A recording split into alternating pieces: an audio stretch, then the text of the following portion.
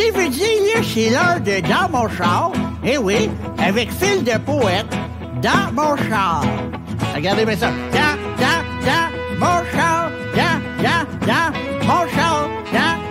Dans mon char. C'est l'heure d'oublier tout dans mon char. On écoute dans mon char. On aime ça dans mon char. C'est l'heure de dans mon char. Ben oui, c'est dans mon char. Fait que là, vous oubliez tout. Vous écoutez, puis ça va bien. C'est Gilles qui vous dit, ouais, dans mon char.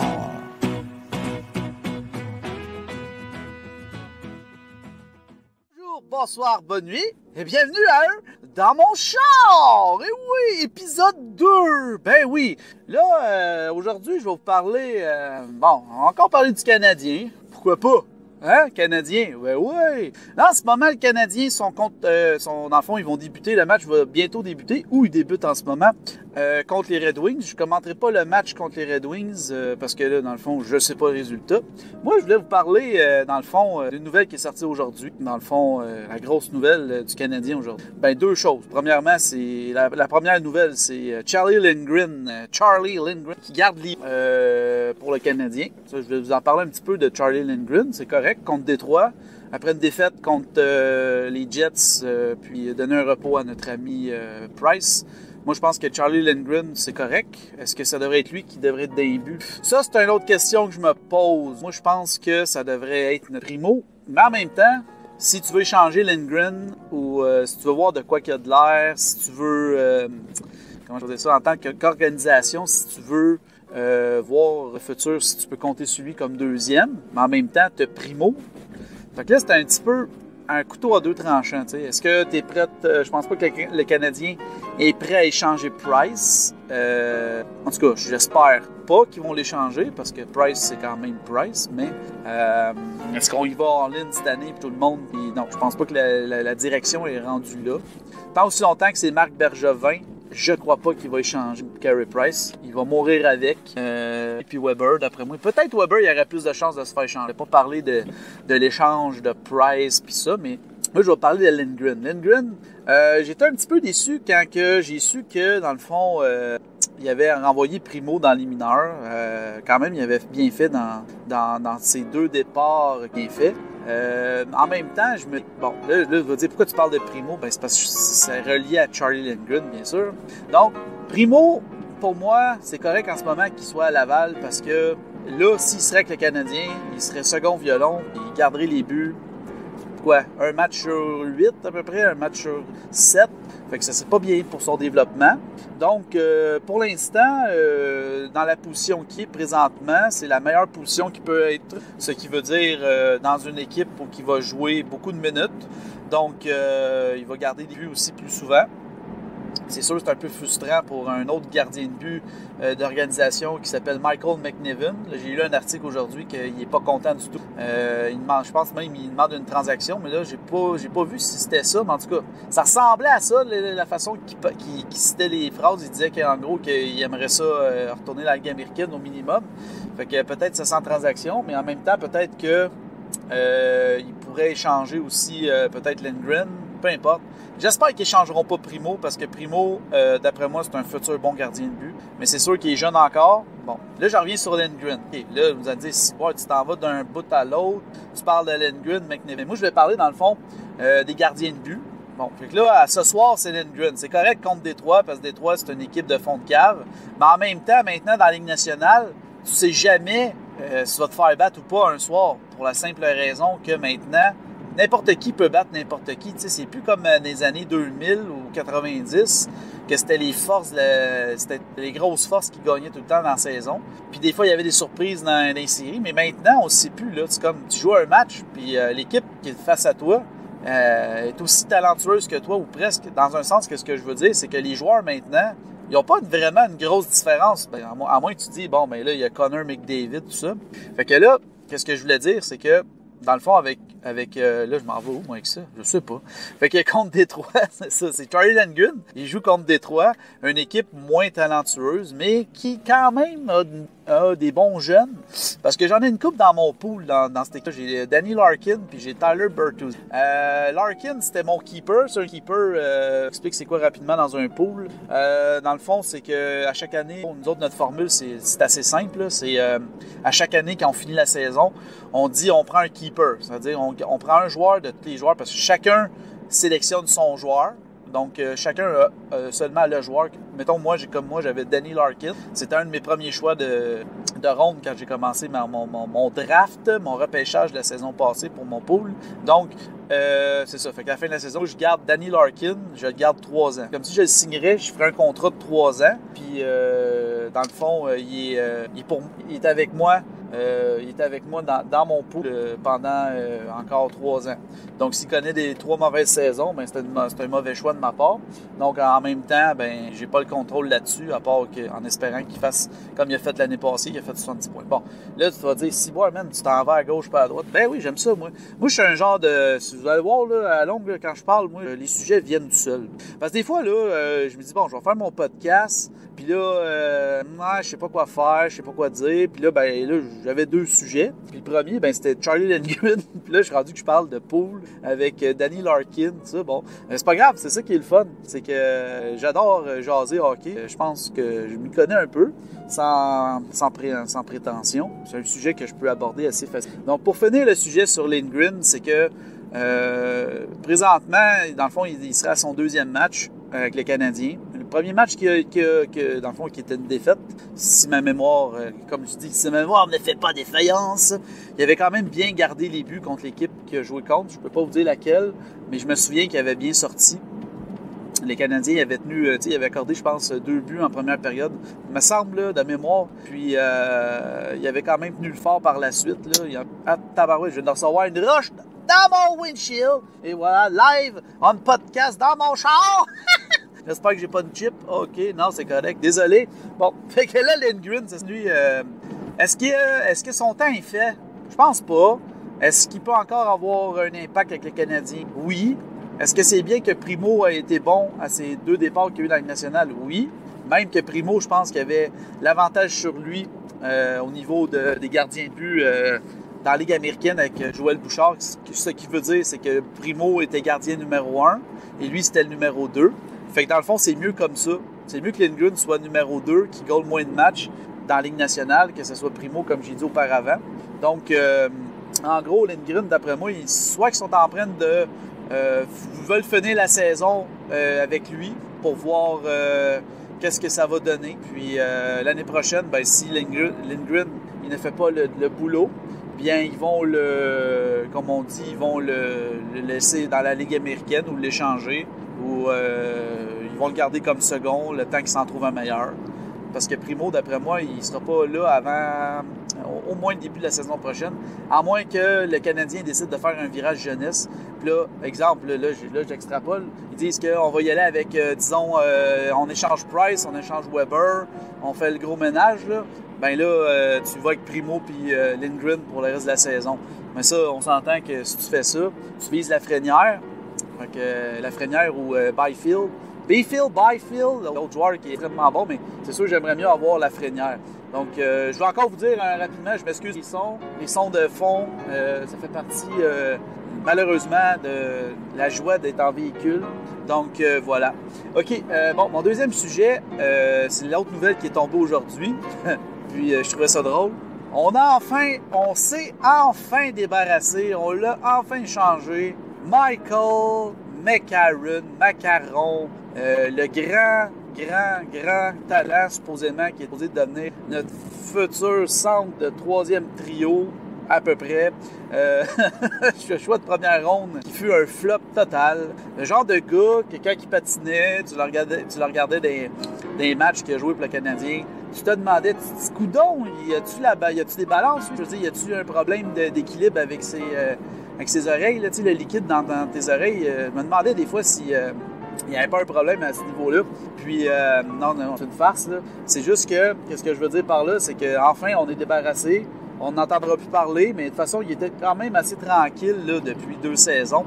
Qu'est-ce que je veux dire par là, c'est que moi, je pensais, dans le fond, à la fin de l'année de cette saison, que le Canadien avait déjà tiré la plug, mais ça n'a pas l'air. Donc, il avait signé pour 1 an, parce que là, il disait qu'il avait été blessé, puis il avait quand même bien paru avant qu'il se blesse, mais il traînait une blessure depuis maintenant quelques saisons. Il disait qu'il avait une blessure, je me souviens plus où, mais qu'il avait une blessure, puis que c'était, dans le fond, sa blessure, c'est ce qui le ralentissait, ce qui faisait qu'il était moins bon.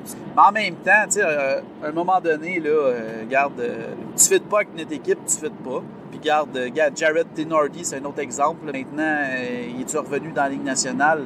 Je suis pas sûr, mais il me semble que c'est son nom que j'ai vu l'autre fois, qui était un recall. Il y a eu un rappel de la Ligue américaine. Je pense que c'était lui, Jared Tenordi. Ouais, j'ai vu ça passer là, rapidement. J'ai été lire rapidement l'article. Je trouvais ça drôle.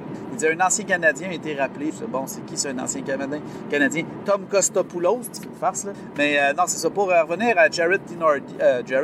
Oh, là, c'est à peu près le même...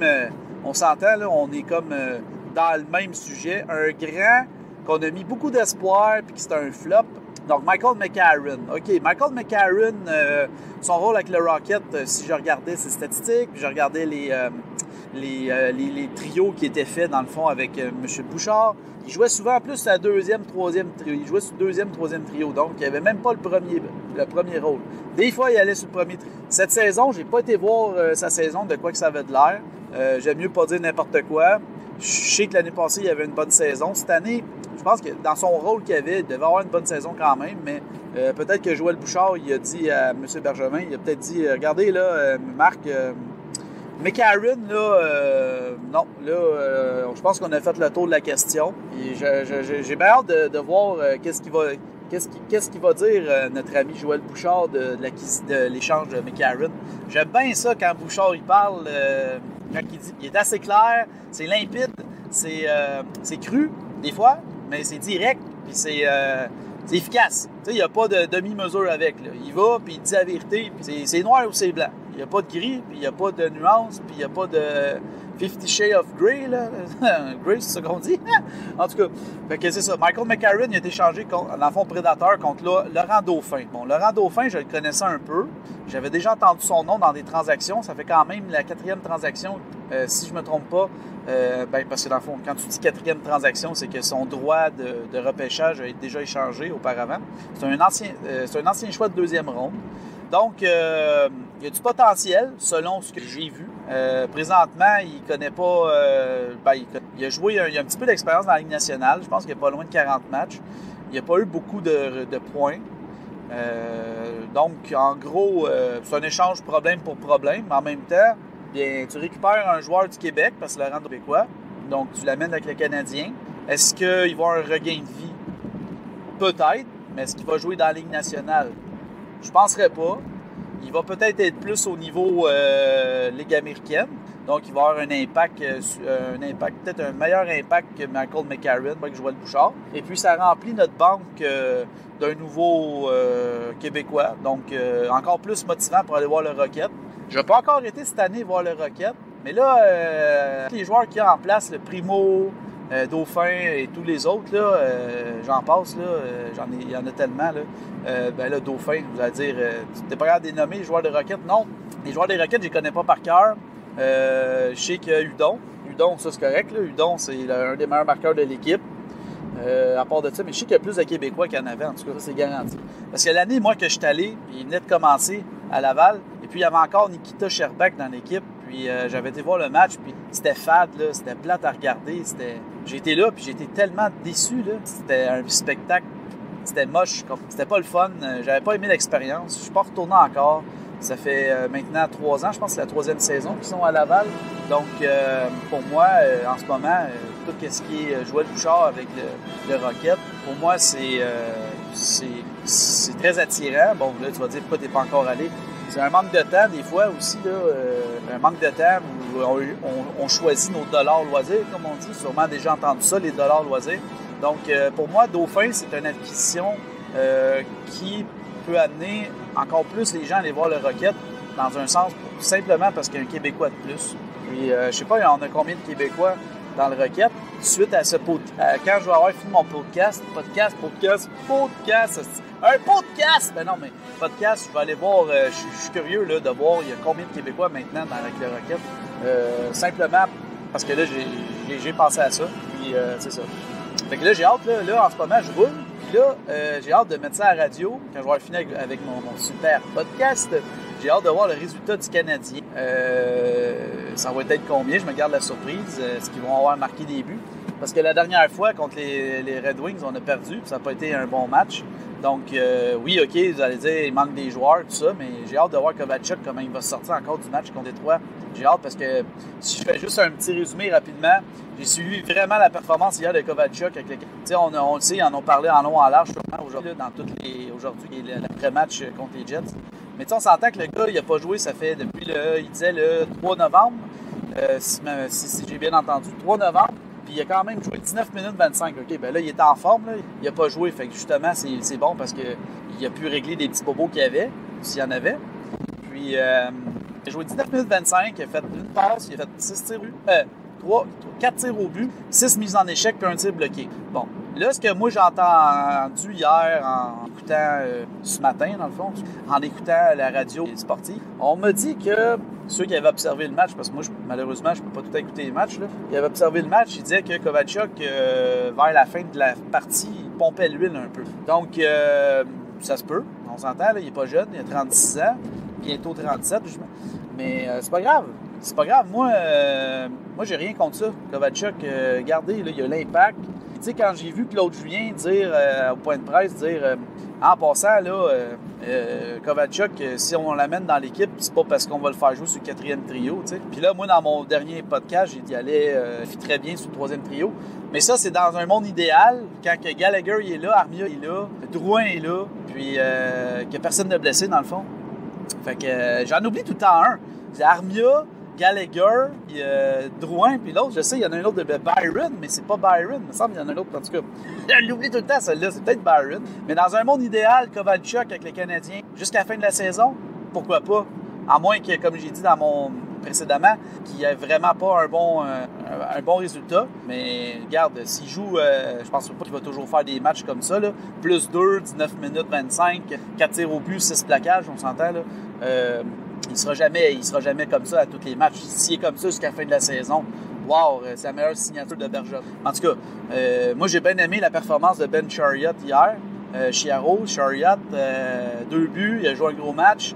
Il a vraiment été dans tous les aspects du match. J'ai bien aimé ça. Fait qu'en gros résumé, c'est ça.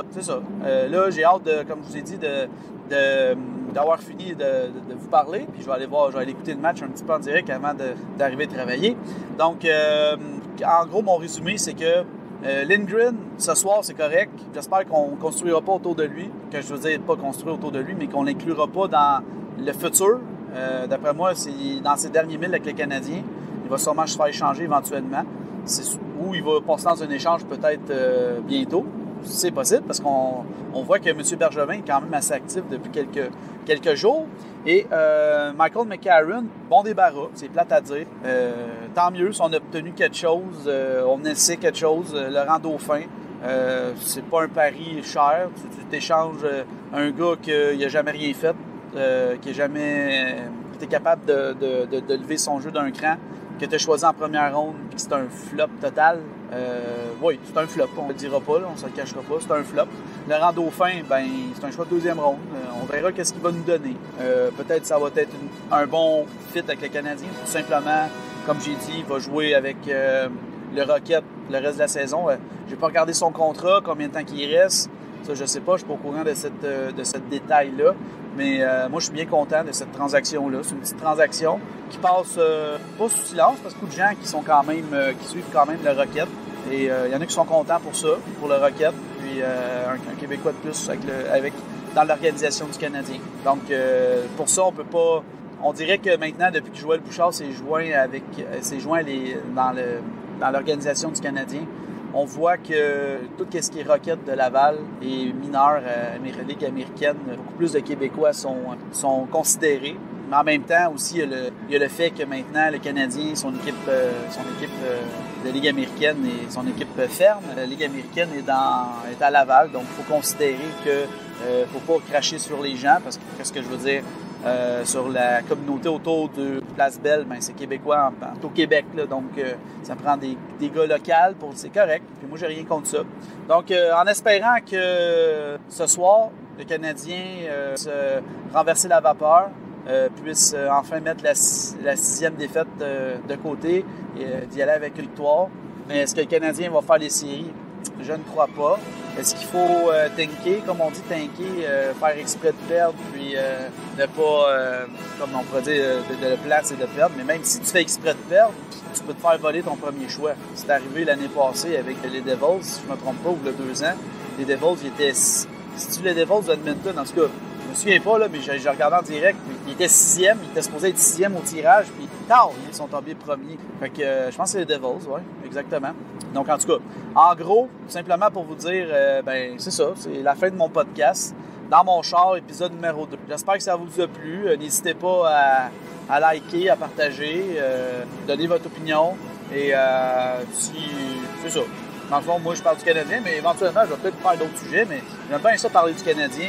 Comme vous le savez, le fil de poète, j'appelle à la radio souvent au 91.9 Sport, puis je donne mon opinion. Donc là, c'est ma tribune à moi, je donne mon opinion aussi longtemps que je veux, mais je vais toujours essayer de conserver un temps là, entre 20 minutes et 25 minutes de podcast, là, je voulais vous le dire, là, parce que j'ai lu là-dessus. Je ne suis pas un expert des podcasts, je n'ai jamais vraiment fait, c'est mon 2e. Là. Donc, si vous avez des conseils à me donner, si vous avez des commentaires, n'hésitez pas, contactez-moi. Vous avez ma page Facebook, Fil de Poète, vous avez mon compte Twitter, tout est là, donc n'hésitez pas, juste à marquer Fil de Poète et vous allez tomber sur moi. commercial, Fil de Poète, tout collé ensemble, vous allez voir, là, c'est pas dur à trouver. Si vous voulez lire des petits poèmes, là, n'hésitez pas. Ou si vous voulez écouter des podcasts ou des anciens poèmes de hockey que je faisais, n'hésitez pas. C'est Fil de Poète qui vous dit merci. Qui vous dit aussi bonjour, bonsoir, bonne nuit, au revoir, à la prochaine.